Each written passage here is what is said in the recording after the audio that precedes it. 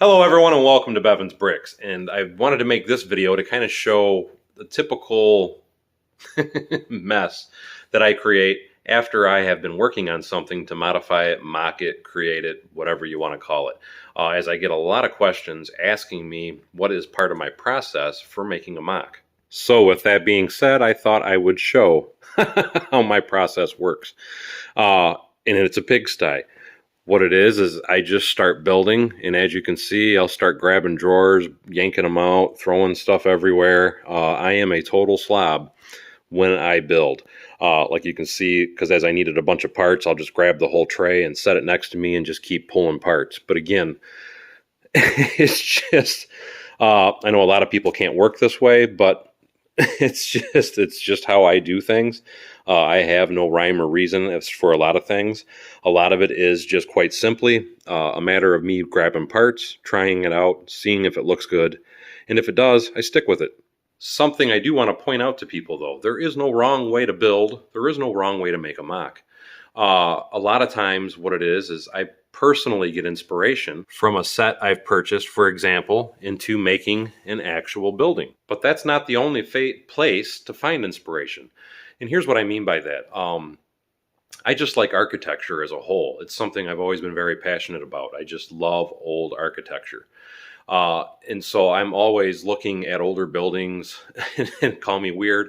I like to walk Main Street and just take pictures of some of the buildings that are on my Main Street, just because I'm fascinated by the architecture and how they are actually made. But something else that I like to do quite frequently is I like to go even on places like Pinterest, for example, or even Flickr, and just look at images of buildings, other pictures or other buildings that people have taken pictures of. And if I find a certain building that kind of catches my interest, if you will, I will actually start researching that building, find out when it was made, why it was made, how was it made, how many stories is it, so on and so forth. Which brings me to a question like this, for example. People want to know, how did I come about making this particular train station, and how did I make it so ornate?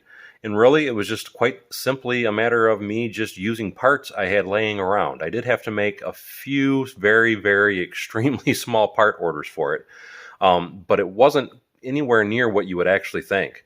But a lot of the inspiration I got for this particular building, it was because I did research for central train stations. And two of the train stations that came up that I really loved, and I loved looking at the images of it, was the central train station for Greece and also the central train station for Amsterdam. Now, something else I like to point out when I'm talking about buildings and how to mock and how to do things, especially when you're doing them in a very tall fashion, not every building always has that line of separation, and that's why it can be somewhat difficult sometimes to make a building, especially because a lot of people want to make them modular, so that way they can actually access the interior and play around with them a little bit. Typically, when you're looking at a building, when it's made out of Lego anyway, you always have a line or something that designates and lets you know that, hey, obviously it's a modular building, because you can see that color change.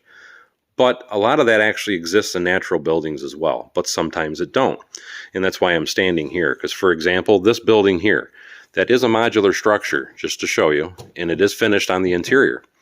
The thing with it is, though, is I wanted it to look like a natural building, because a lot of really tall natural buildings don't have that line like you see on that building, or on my apartment complex, or on my Octan Tower.